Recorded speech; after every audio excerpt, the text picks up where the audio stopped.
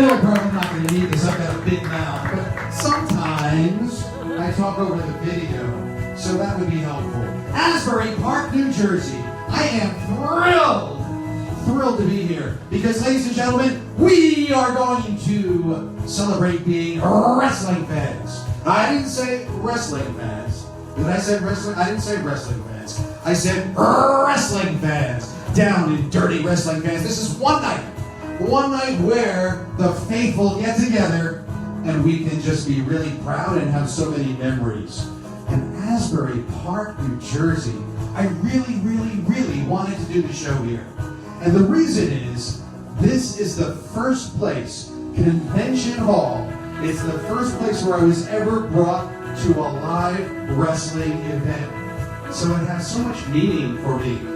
Then in years to come, I announced for the WWF, NWA, WCW, Independence. I met Victor the Wrestling Bear here. Yes, face to face with Victor. He had a muzzle on, so it was okay. So thank you very much for being here tonight.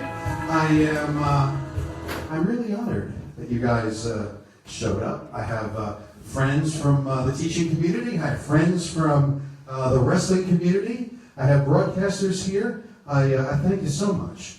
The first thing I want you to think about, and don't worry if this doesn't apply to you, I'm not going to embarrass anybody, but for the guys that have, and the gals that have been wrestling fans for a long time, I want you to think, what brought you to wrestling? How did you find pro wrestling? Because we're all wrestling fans, and me, like you, there was somebody or something that introduced us to wrestling. So I want you to think about that for a second, and I want to just get a sampling from you. Are we ready? What do you say? Sir? Saturday mornings when I was a kid. And how did you find it? Changing the channels between cartoons. Excellent. You and I, we had a similar experience. What do you say? That was also Saturday mornings. Yeah. My father used to like to put it on because his grandmother used to watch it when he was growing up.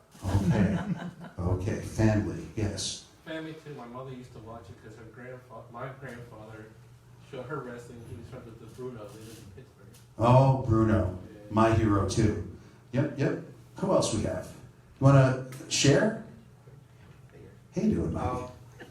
Just my friend's older brother had it on. Look, let me just tell you, this is a semi-scripted performance, but I rant sometimes. And that is Ace Darling. His wrestling name is Ace Darling.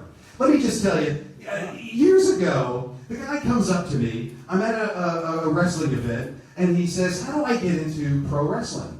You know, that's a question that I've been asked, along the way from younger people. So I'm looking at him, and I'm saying, well, he looks like he's about a sophomore or a freshman or sophomore in college. So I said, well, when you graduate, come on back and talk to me. The next year, he comes back. And I was looking at him, and I'm looking at him, and I'm saying, he was in high school. He was probably a junior in high school, right? Right, Mark? And went to the Iron Mike Sharp School of Professional Wrestling was it in Brick at the time? Yep. Nice. How did you find your way to wrestling, Mike? My friend's older brother, he had it on one day and we just couldn't stop watching it. Cool. What do you say? Saturday mornings with my dad. Yeah, so many. Dave? By my buddy Jeff's house, he was watching Georgia Championship Wrestling on TBS. I saw Buzz Sawyer for the first time. How do you not fall in love with wrestling when you see somebody like Mad Dog Buzz Sawyer? Oh my, yeah. So many times when I travel around the country doing this show, and I ask that question, so often part of the answer is my mom, my grandparent, my friend. There's a connection there. It's a tradition. Much stronger, I believe, than with hockey fans or baseball fans or basketball fans. It's like a family tradition very often. Because when I was a kid and I went to school, I would never admit to being a wrestling fan. No. Because it was like, ooh, really? You like that fake stuff? It's like, what is he talking about? I had no idea. The first time that I came across wrestling was kind of by chance. Very much what you said. It wasn't morning cartoons, though. It was late evening. In 1966, this is what I saw. Notice the cigarette in the right hand? Never happened today. That was Ray Morgan. Gorilla Monsoon versus the world's heavyweight champion, Bruno Sammartino. And the undefeated Molten Giant. Now I'm going to stop it there. That's Friendly Bob Freed. Now he was not the slickest. He wasn't the best dressed. He wasn't the best looking. He was kind of awkward. He mispronounced names as an announcer. But he was my favorite. And the reason that he was my favorite, because he was real. Watch his head at the end of this introduction. Baron Mikkel Cicluna headlines against the United States title holder, Big Bobo Brazil. See that headshake? That sold me. Oh, and now I'm looking. I'm a little kid. I'm in 6th grade. And I see these two scantily clad, sweaty men rolling around on some kind of surface. There's Bobby Davis, the manager. They're surrounded by normal-looking people. Next week I tune in, and my God, there are women. There are women in bathing suits. They're clawing at each other. I'm saying, I shouldn't be watching this. Mom would walk in the room, I turn it off. The next week, I tune in, and I had never seen anything like this before. They were midgets. They were like miniatures. And I'm saying to myself, I have no idea what this is,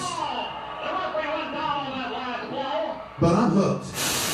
I didn't care who knew, who saw what I was watching. Because, you know, as a kid, I was thinking, oh my God, pornografia, right? I was like, ooh, like I shouldn't be watching this stuff. But there were regular-looking people sitting all around. You know, they were screaming at the folks in the middle. So I said, well, I don't care who knows, I'm going to watch this. Each and every Saturday night at midnight after Racing from Roosevelt on WOR Channel 9, I watched. And then after a while, I had absolutely no interest in becoming part of the show. No, what I needed to do, well, look at this. This is from Convention Hall, right? This is Thursday the 28th. It's probably early 1970s, so it's a little later.